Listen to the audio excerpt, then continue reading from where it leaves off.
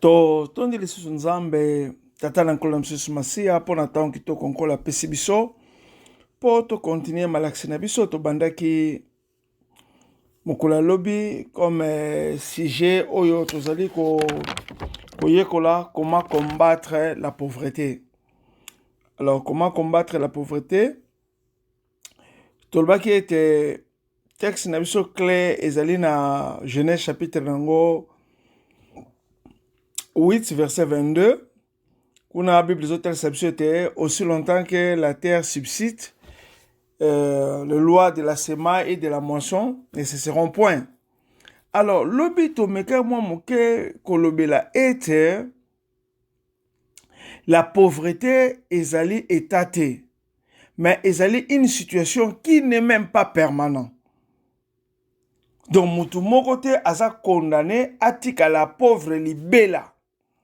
Tolobaki po na biso ba congolais, pour message eza presque transmis na ba congolais, tolobaki mpiaka eza libandité, c'est ça la définition ya pauvreté. Cela veut dire que mpiaka ekoki nango pe kosila.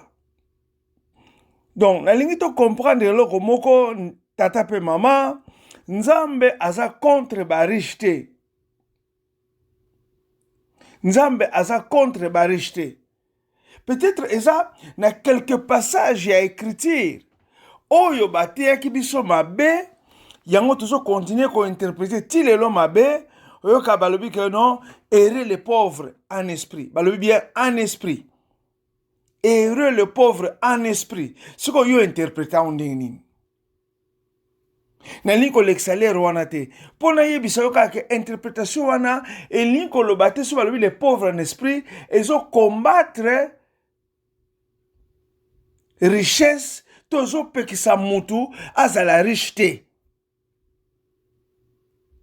Alors bamusu bakoloba na yo na selon Matthieu 19 24 il est difficile pour na riche akota na bokonzi ya nzambe.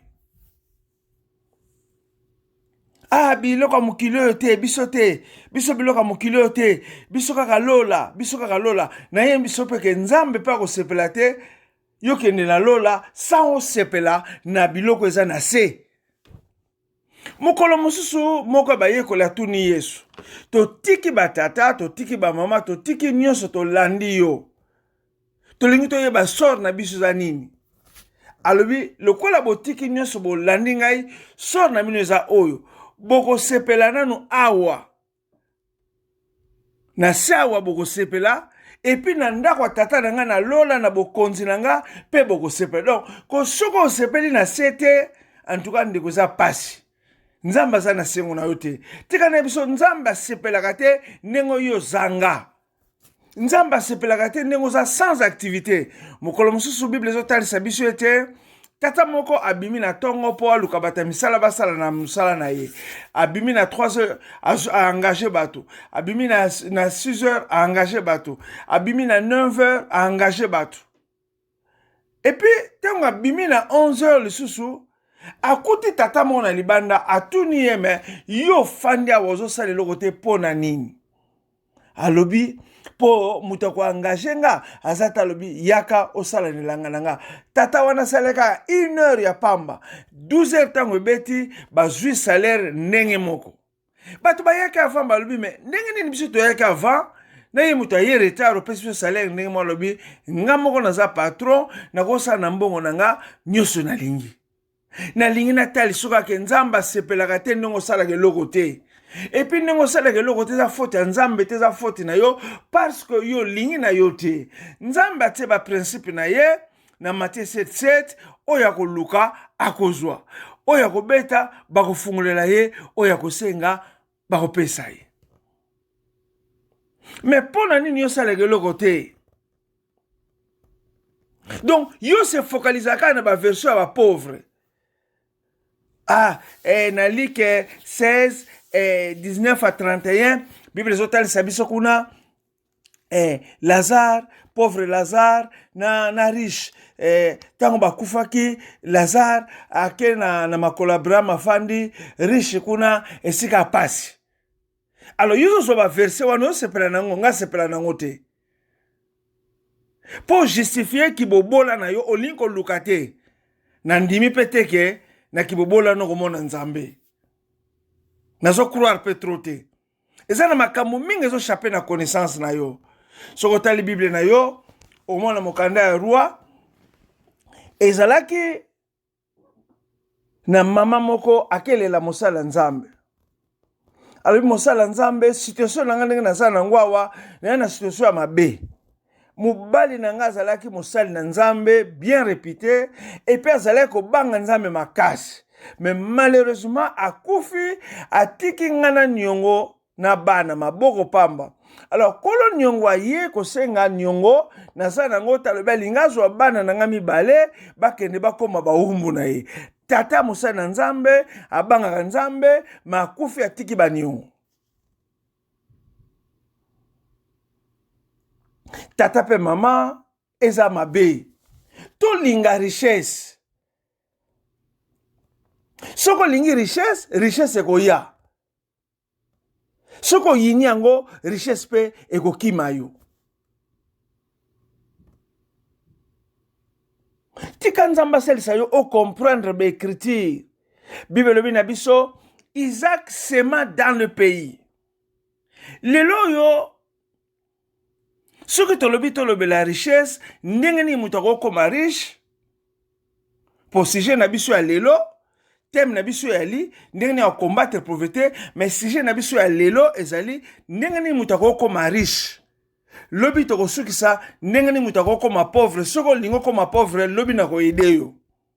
Mais lelo ndenge na aider bato balingi ba koma riche. Donc, ce que l'on comme riche, faut d'abord aspirer. Bible lobi aspirer aux dons les meilleurs. Ce que l'on a richesse, richesse goya. Ce que l'on a ngote, richesse pe goyate. Bible et qui est plus loin pour le banabiso que na Proverbe, je crois 23 verset 5, richesse ezalaka na mapapu. Mbongo ezalaka na mapapu tokotala ngo lobi. Mbongo soko gerango biente epumbukaka ekimi. Omona muto azalaka na mbongo na famille o muto azalaka na mbongo. Siko mbongo ngo ekima ye ekenda pa ndeko na ye. Ekimi ye kebo po na mauvaise gérance. Tokotala ngo lobi tokozonga la verset ya proverbe. Tata pe mama na lingi na motive yo banda ko linga ko zwa sikoyo. Linga richesse. Richesse koya. Telemela pauvreté yina yango.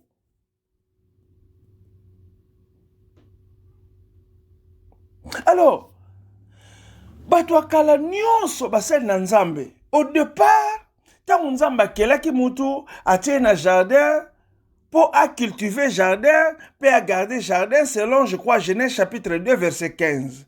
Alobi atie mutu kuna pour à cultiver, pour à garder jardin.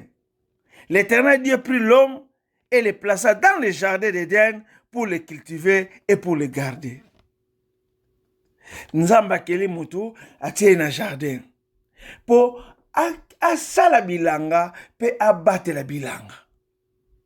Lelo yo batu balingi kosala bilanga te. Bazomona ke musala bilanga eza po na bata mboka. Mais tika na ebiso eloko moko yo mutu olanda ngai na poto spécialement na mboka lokola Canada. Ba riche ya Canada ce sont des fermiers. Basali bilanga. Ezane loko futaka te lokola bilanga na sa moyoyo. Alors, yo Congolais, Zaïro ozana Kishasa, po osala valise na yo, okende na yo na mboka na bino bano sala bilanga na yo, mabele yo fele, tiaka kambuma mi bala masango, epeso yo 50 mbuma. Biso toya bata poto. Biso toya ba mikiliste te. Biso to kende ba poto na poto oya kosala nini.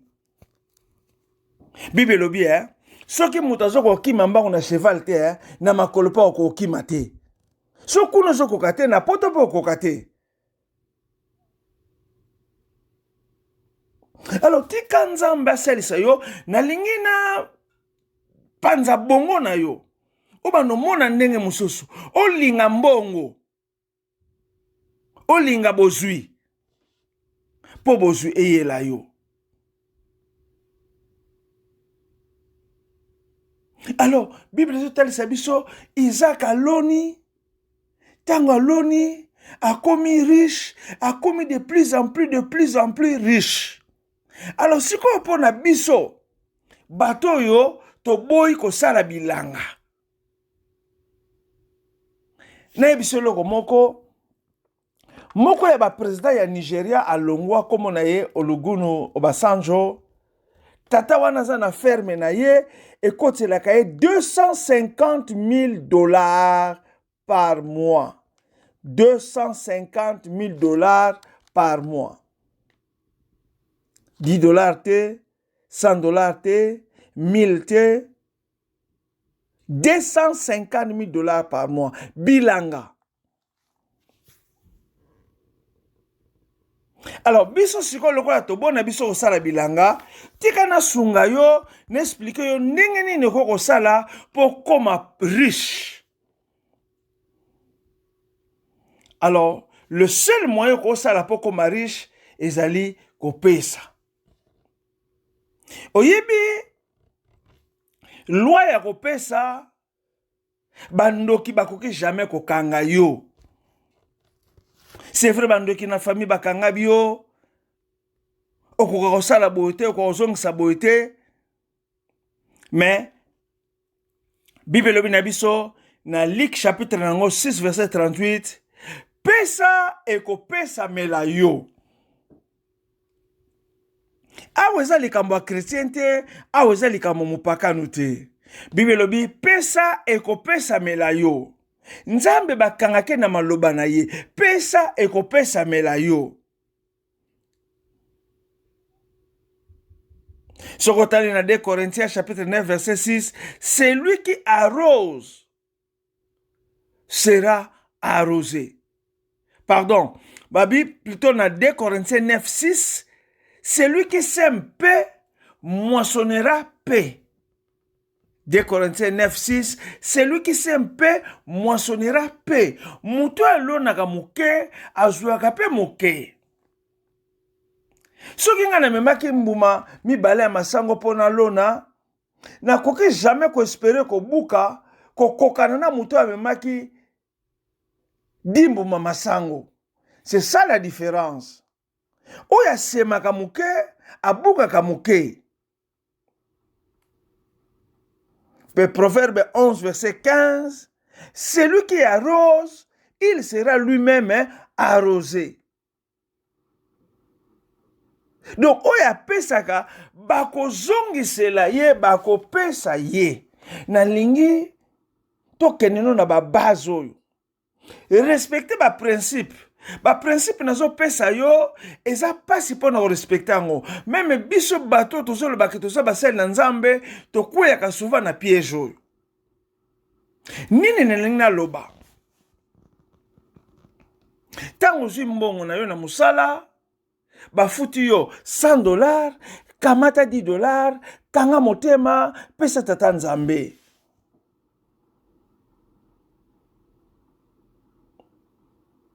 A part offrande na yo, opesi eteni ya zomi. Nzamba alobi na mokanda Malachi, bomekanga. Alobi bozo kosanga. Est-ce que moi na kosa tata na ye? Po bino bozo kosanga. Pe bozo tuna bozo kosa, tozo koso na nini? Alobi bozo kosanga na badim, pe na bofrande. Tia offrande na yo, me kamata eteni ya zomi na yo, tia alobi bokotala. Soki po na bino na kofongolela bino lola ti. Tata nzambe aza wana. Ngana koko loba, eloko moko peut-être sepe nango te. Soki ngana koko kosa, soki yo koko kosa, soki ya koko kosa, soki biso to koko kosa, me tata nzambe akosa kate. Aza mwana mutu te. Alobi bo mekanga, bo tala, soki na kofungolela bino likolo te.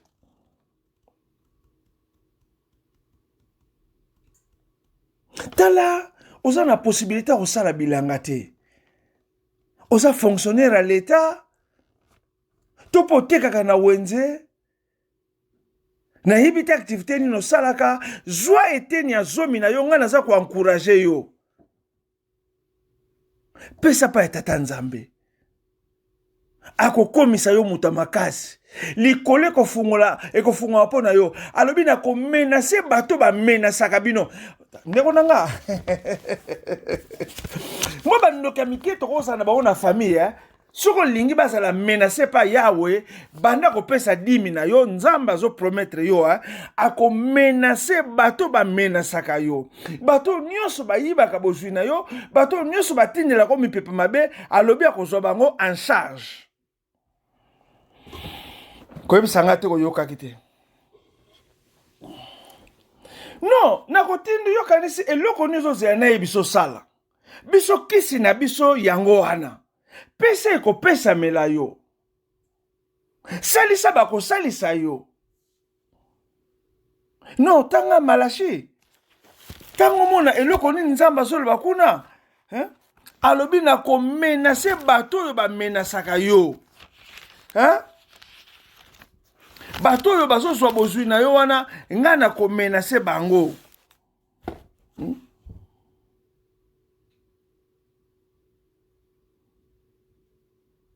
tika nzambe asalisa yo